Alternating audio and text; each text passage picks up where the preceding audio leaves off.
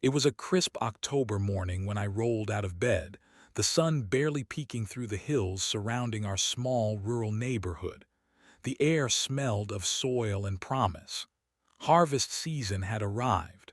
For most people, autumn meant pumpkin spice and sweaters. For me, it meant survival. I stretched my arms above my head and glanced at the clock. 5:00 a.m. Perfect timing. The dew would still be heavy on the crops, making for ideal harvesting conditions. I slipped into my worn jeans, flannel shirt, and mud-caked boots that had carried me through 6 harvests already. My tractor sat in the gravel driveway, old but reliable.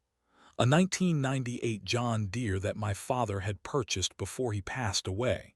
It was more than machinery to me. It was legacy.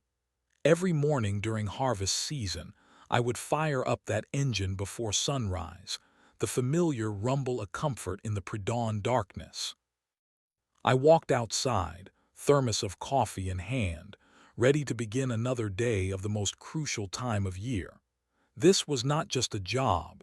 This was my entire income concentrated into a few intense weeks.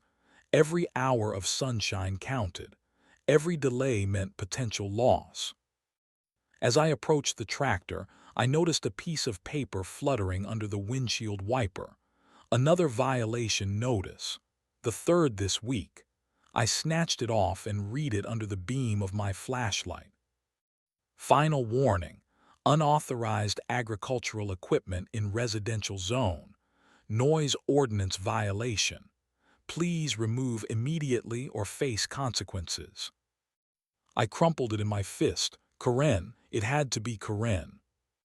She had moved into our small community 6 months ago, bringing her city expectations to our rural neighborhood.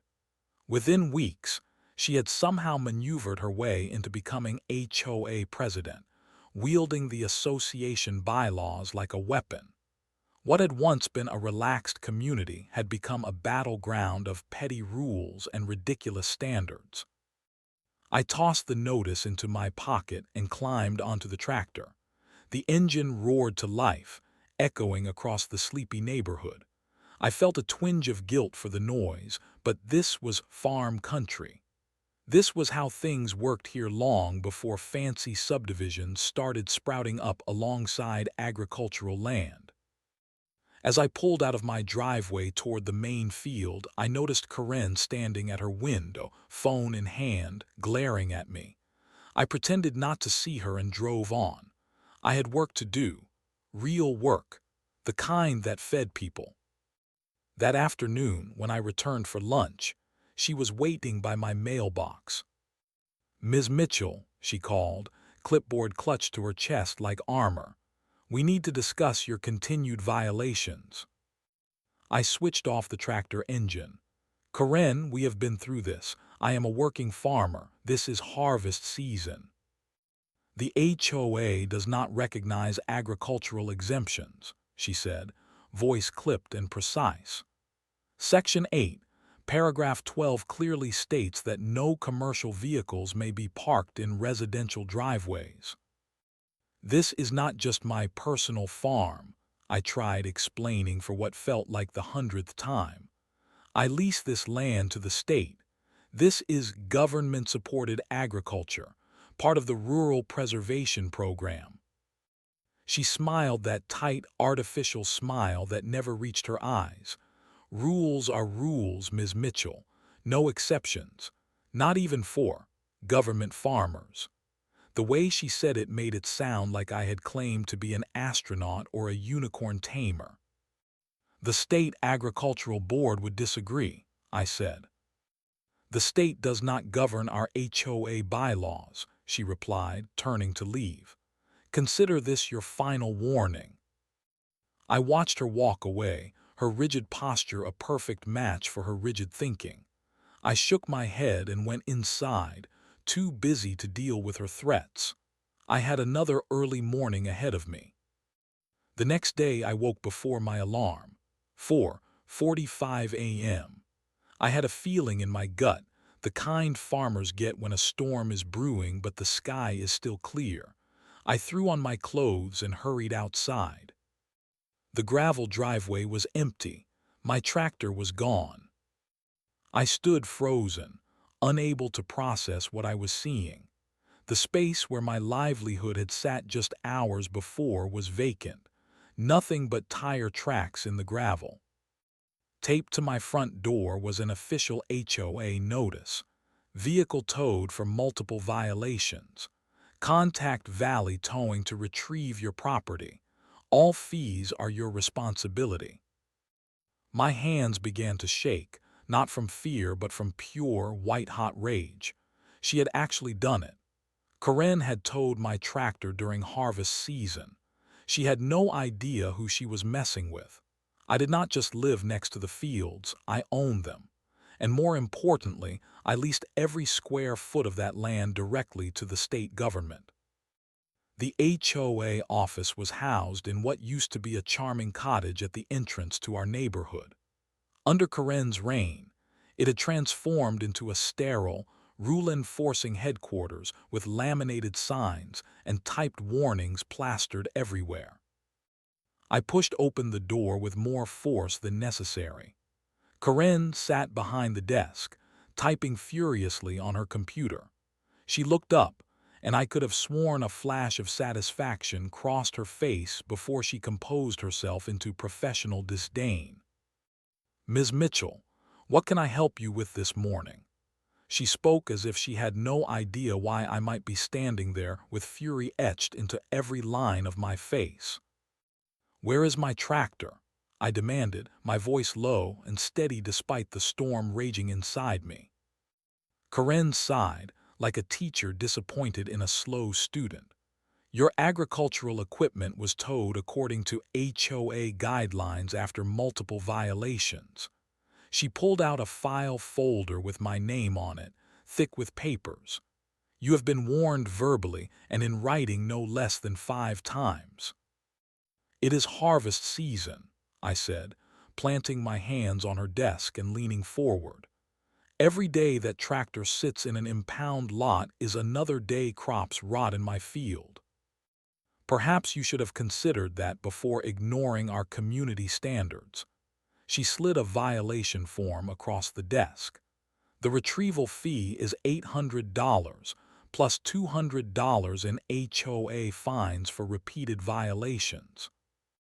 $1,000 for parking my tractor in my own driveway." I could hardly believe what I was hearing.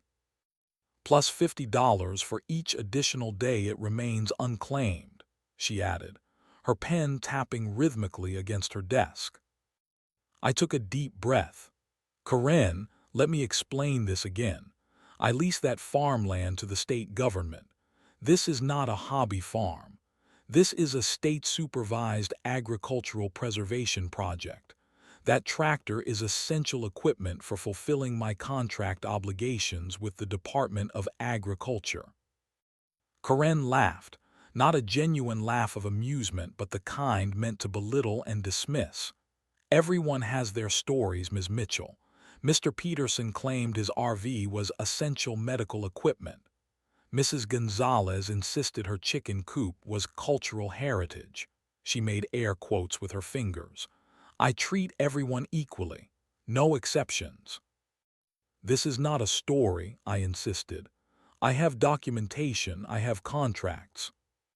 "Then you can present them at the appeals meeting next month," she smiled.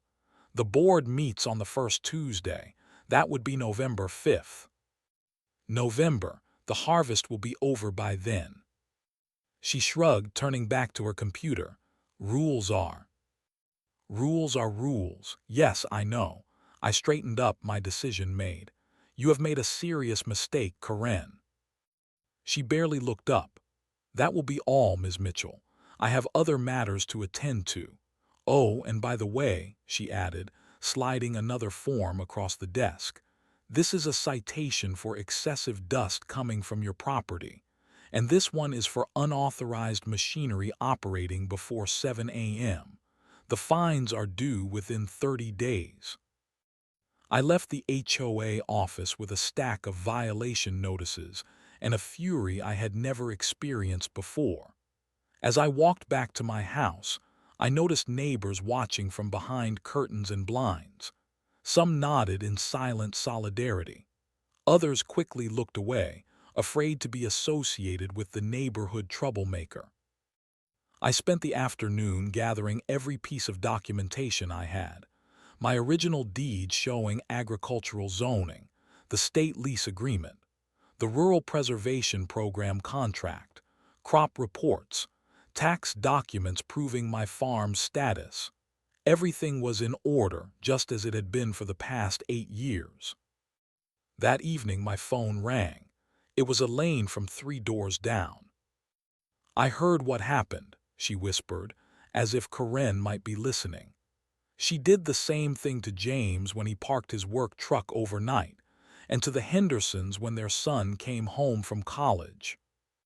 "Why does everyone let her get away with this?" I asked. "People are scared," Elaine admitted. "She threatens to put liens on properties, to report code violations to the county. Most folks just pay the fines and keep their heads down."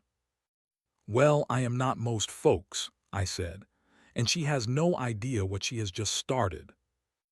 The next morning, I woke to the sound of hammering. I peered through my bedroom window to see a man in an HOA-branded polo shirt driving a bright orange sign into my front lawn. The sign read, "Property under HOA violation review. No agricultural activities permitted." I threw open the front door. "You cannot put that there. This is private property." The man shrugged apologetically. "Just following orders, ma'am. Take it up with the board." He hurried back to his truck and drove away before I could say anything more. I stood in my doorway, staring at the garish sign. It looked like something that would mark a toxic waste site, not a family farm that had existed for generations. This was no longer about a tractor. This was a declaration of war. Later that day, another envelope appeared in my mailbox. Inside was a fine for soil runoff into common areas, $300. The notice included satellite photos of my property with red circles marking alleged areas of concern. The photos were clearly from last year, before I had installed new drainage systems. I called Valley Towing to check on my tractor. The impound fee was now up to $950, and they informed me that there appeared to be engine damage that had not been documented during intake. "Engine damage," I repeated. "That tractor was in perfect working condition when it was taken." "Not our problem, ma'am," the clerk said flatly. "You will need to take that up with whoever authorized the towing." My neighbor Tom stopped by that afternoon, concern etched on his weathered face. "Heard what Karen's been doing," he said, leaning against his truck. "It is not right." "No, it is not," I agreed. "She was at the coffee shop this morning, running her mouth about you." Tom looked uncomfortable.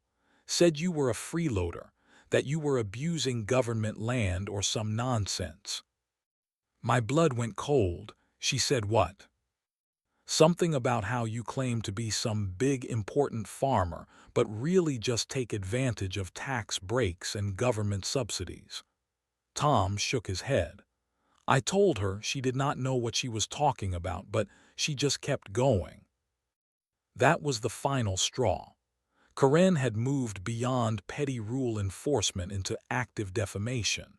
She was threatening not just my property, but my reputation and livelihood. I went inside and pulled out my phone. I scrolled to a contact I had not called in months, Dr. Sarah Jenkins, my liaison at the Department of Agriculture. Sarah had helped set up my lease program years ago, turning my family farm into part of the state's agricultural preservation initiative. "Sarah," I said when she answered, "we have a situation. The HOA president had my tractor towed during harvest season and is now spreading rumors about my relationship with the department." "She did what?" Sarah's voice sharpened. Is she aware that interfering with state-leased agricultural operations is a civil violation? I do not think she cares, I replied. She seems to think HOA bylaws trump state contracts. Send me everything, Sarah instructed. Every notice, every fine, photos of the signs she's posting. Document everything. I will bring this to legal immediately. After hanging up, I walked my property line, taking photos of every inch of the farm. The untended crops beginning to wilt. The empty space where my tractor should be. The ridiculous orange warning sign staking claim to my front yard. As I completed my documentation, I noticed Karen driving slowly past my house, neck craned to inspect my property. She did not wave or acknowledge me, just watched, like a predator stalking prey. What she did not realize was that she had picked the wrong target. I was not some suburban homeowner intimidated by clipboard warriors. I was a third-generation farmer with state contracts and a deep understanding of land use law. That night, I sent a comprehensive file to Sarah at the Department of Agriculture. 32 photos, 17 HOA violation notices, a complete timeline of harassment, and a formal request for state intervention. The gloves were off. Karen thought she was fighting a simple HOA dispute. She had no idea she was about to face the full weight of the state government. The Department of Agriculture's regional office occupied the third floor of a government building downtown. I had visited many times over the years, submitting crop reports and renewing my lease contract. Today felt different.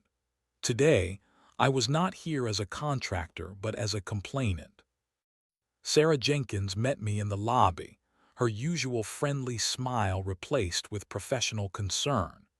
She led me to a conference room where a man in a crisp suit was already waiting, legal notepad open before him. "This is Marcus Rivera from our legal department," Sarah introduced him. I briefed him on the situation. We spent the next hour going through every detail. I laid out my documentation in chronological order: the initial warnings, the towing incident, the escalating fines, the defamatory statements, the physical placement of warning signs on my property. "And here are the damage reports from the tractor," I said, sliding across the mechanic's assessment. "The tow truck operator damaged the hydraulic system. Repairs will cost nearly $2,000 on top of the impound fees and lost harvest time." Marcus reviewed the papers, his expression growing darker with each page. "Ms. Mitchell, what we have here is a clear case of illegal interference with state agricultural operations. Your lease agreement explicitly designates your property as part of the Rural Preservation Program, which places it under partial state jurisdiction." I tried explaining that to Karen, I said. She dismissed it completely. "This HOA president," Sarah interjected. "Did she ever file any inquiries with our department before beginning enforcement actions?" "None," I confirmed. "She has never contacted the department, requested documentation, or sought clarification about the property's status." Marcus made notes, his pen moving quickly across the paper. "That strengthens our position.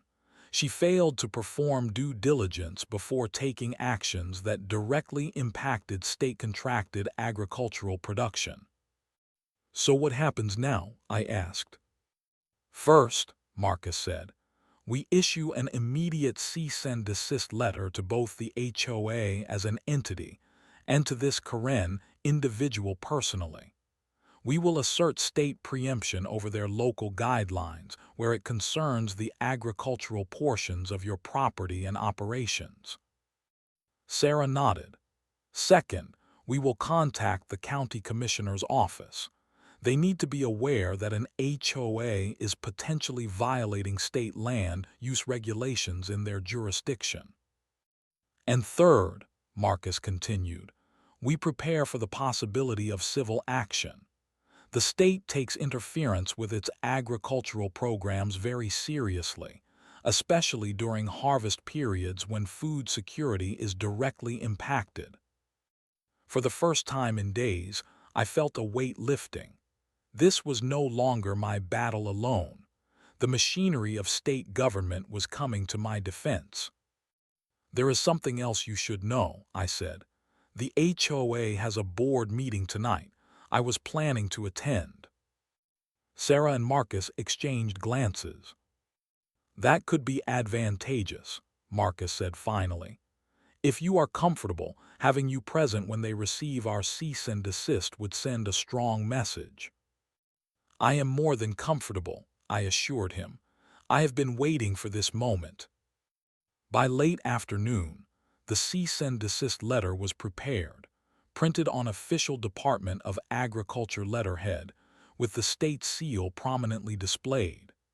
It outlined in precise legal language how the HOA had overstepped its authority, violated state agricultural policy, and potentially incurred significant liability.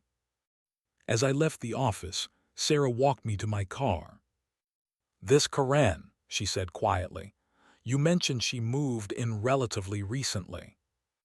About 6 months ago, I confirmed, and became HOA president almost immediately.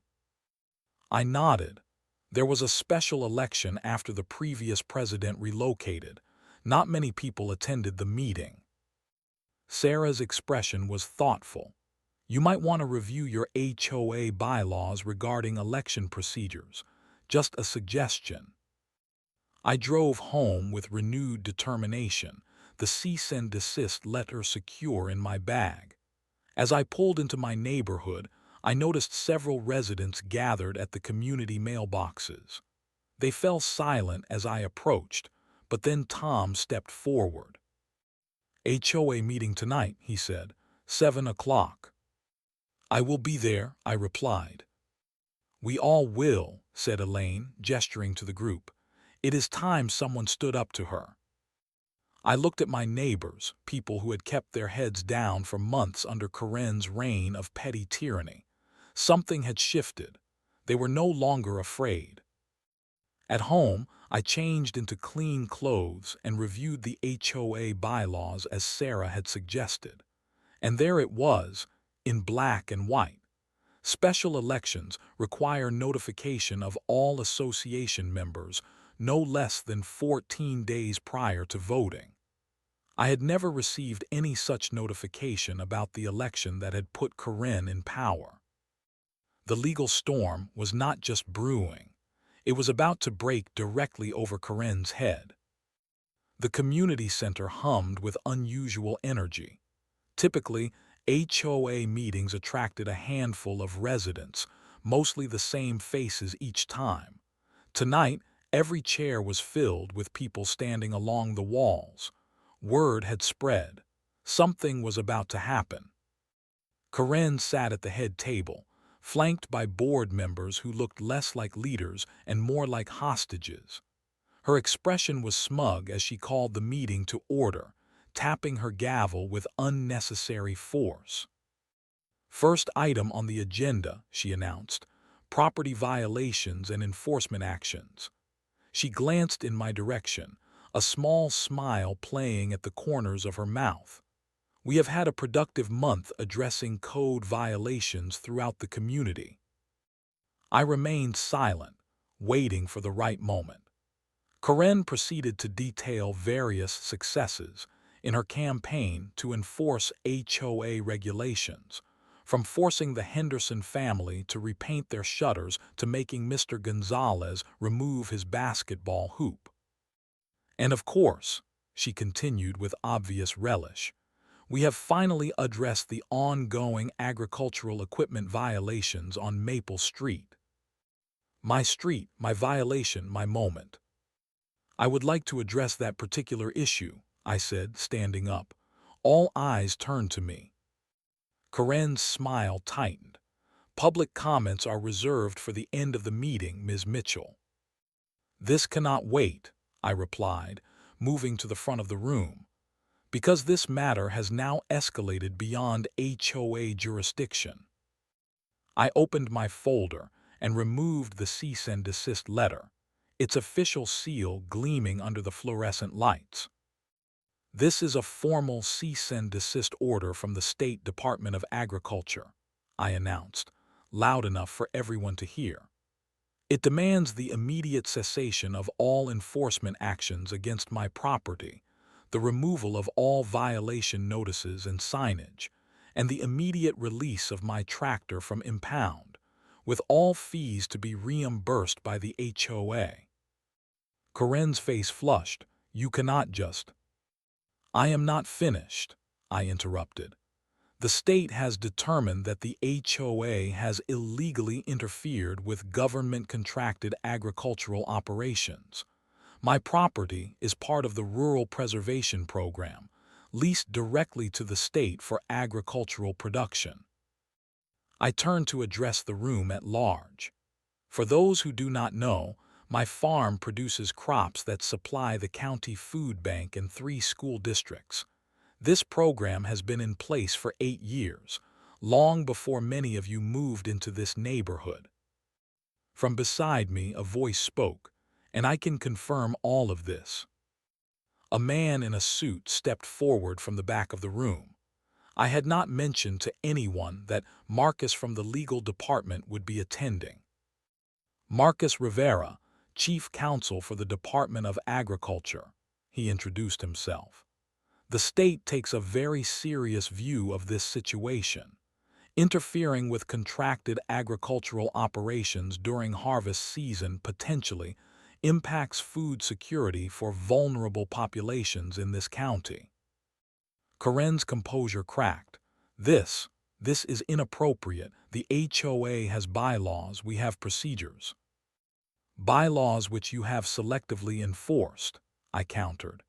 And speaking of procedures, I have been reviewing the HOA charter regarding special elections. A murmur ran through the crowd. Section 4, Article 12 clearly states that all homeowners must receive written notice 14 days prior to any special election, I continued. I never received such notice before the election that made you president, Karen. Did anyone else? The room was silent. Then slowly, people began to shake their heads. I never got any notice, called someone from the back. Me neither, said another voice. Karen's face had gone from red to white. There must have been an oversight in the mailing. Tom stood up from his seat. Actually, there was no mailing at all. I was on the communications committee. Karen told us the election notice was being handled directly by her office assistant. And the vote tallies, added Elaine. Only 12 people attended that meeting, yet the minutes show 38 votes were counted. How is that possible, Karen? The board members seated beside Karen began to shift uncomfortably, whispering among themselves. One of them, a retired accountant named Bill, cleared his throat. In light of these serious allegations, I move that we suspend the current president pending a full investigation into election irregularities, he said formally. I second the motion, said another board member immediately. Karen looked around wildly, but her support had evaporated. The motion passed unanimously, with Karen herself the only opposition. As she gathered her things, visibly shaking with rage, I stayed perfectly still. Our eyes met across the room. For the first time since I had known her, Karen looked afraid. The tide had turned. The following week unfolded like a carefully orchestrated symphony of justice. Each day brought new developments, each more satisfying than the last. First came the formal damage assessment. I hired an independent agricultural equipment specialist to document every scratch, dent, and mechanical issue with my tractor. The report was comprehensive: hydraulic system damage, electrical issues from improper towing, and scratches to the custom paint job my father had applied years ago. Total damages, $4,250, not including impound fees or lost harvest value. I filed the claim against the HOA's insurance policy, attaching the state's legal assessment of liability. The claim was approved within 48 hours. Karen had not just lost her position, she had cost the HOA thousands of dollars. Then came the Department of Agriculture's audit. Two officials spent a full day examining every interaction between the HOA and my farm operation. They interviewed neighbors, reviewed correspondence, and documented the physical evidence of interference. Their findings were damning: systematic harassment, intentional disruption of agricultural operations, and willful disregard for state land use regulations. This is one of the most egregious cases of HOA overreach we have encountered, the lead auditor told me as they concluded their investigation. The department will be recommending civil penalties. 3 days later, a courier delivered an envelope to Karen's house. I was not privy to its contents, but Elaine, whose husband worked at the courthouse, filled me in. "Personal liability notice," she whispered over coffee in my kitchen. "The state is holding her individually responsible for damages beyond what the HOA insurance covered. Something about knowing and willful interference, making it outside the scope of her official duties." My phone began ringing with calls from neighbors offering to provide statements about Karen's behavior. James described how she had tried to prevent him from parking his work truck overnight, despite his job as an emergency utility repairman. The Hendersons detailed her harassment campaign against their college-age son's car. Even Mrs. Gonzalez, who barely spoke English, came forward with a recording of Karen mocking her accent during a property inspection. The evidence mounted, a towering monument to one woman's petty tyranny and its inevitable collapse. Meanwhile, the HOA was transforming. Board members resigned in quick succession, not wanting to be associated with the scandal. An emergency election was held, properly noticed this time, and a new leadership emerged. The first act of the new board was to issue a formal apology to me and to everyone else who had suffered under Karen's regime. I was invited to join a newly formed community oversight committee, tasked with reviewing and revising the HOA bylaws. I accepted, determined to ensure that no future board could weaponize the rules against residents again. Through it all, Karen tried repeatedly to contact me. She left voicemails that evolved from defensive to angry to finally pleading. A handwritten letter appeared in my mailbox, the penmanship shaky, explaining that she had only been trying to maintain community standards.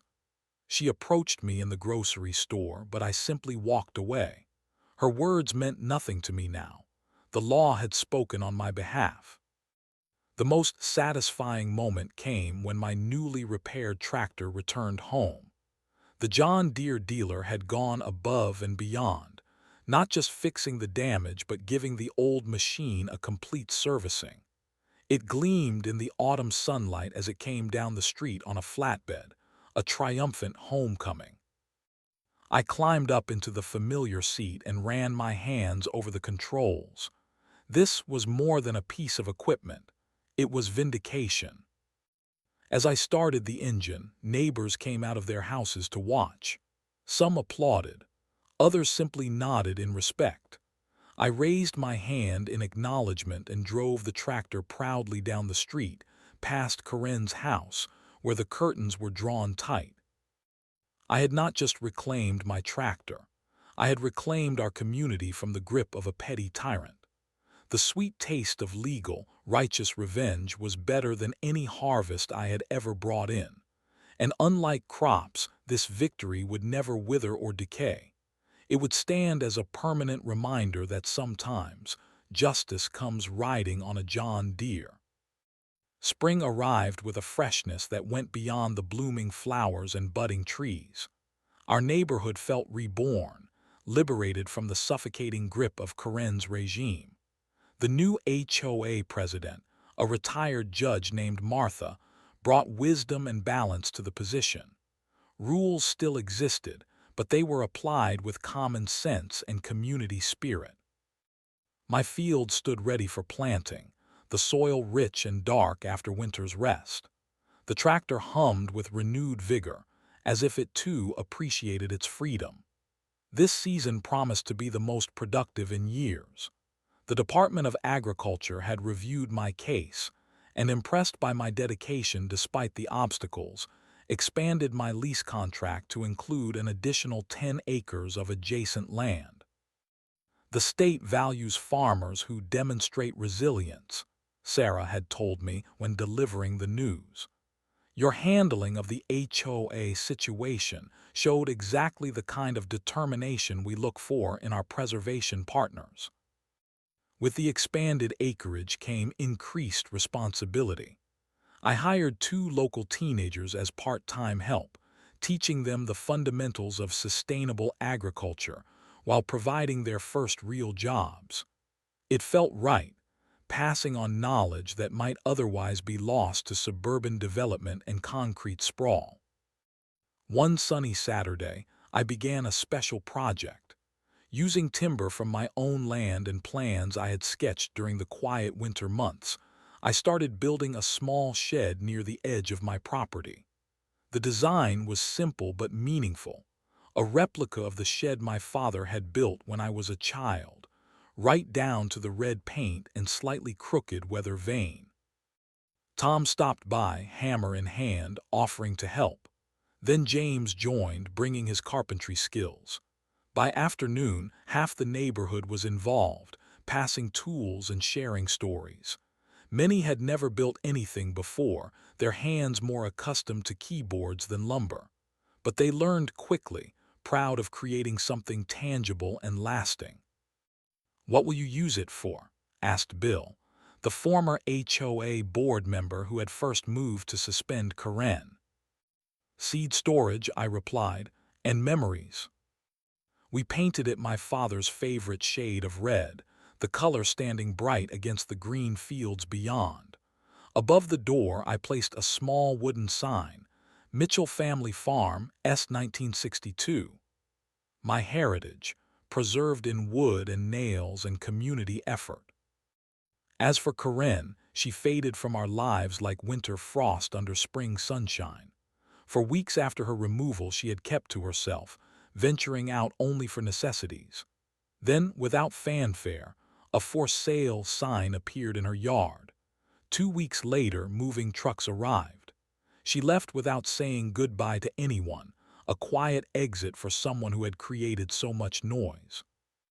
I felt no satisfaction in her departure, only relief that our community could heal. Her house sold quickly to a young family with 2 small children. Their daughter asked me endless questions about farming when she saw me on my tractor. I always took time to answer, knowing that curiosity about the land was something to be nurtured, not stifled. On the 1-year anniversary of the tractor towing incident, the neighborhood held a harvest festival in the community park. Tables groaned under the weight of potluck dishes. Children played tag between hay bales. My crops, some of them at least, had become community crops, shared among those who had stood by me when it mattered. Standing at the edge of the gathering, watching my neighbors laugh and connect, I reflected on how close I had come to losing everything to a clipboard tyrant. One woman with a laminated rule book had nearly destroyed generations of agricultural tradition. But she had failed. The land endured. The community endured. I learned something powerful during those difficult months. It is not about winning a fight. It is about making sure people like Karen never think they can win again. Standing up against small-minded authority is not just a personal victory. It is protection for everyone who comes after you. The sun began to set over my fields, painting the crops in gold and amber. My tractor sat at the edge of the park, a symbol of resilience to everyone who knew the story. A reminder that sometimes the most important thing you can do is hold your ground, even when the rules seem stacked against you. My land, my rules, and I was just getting started.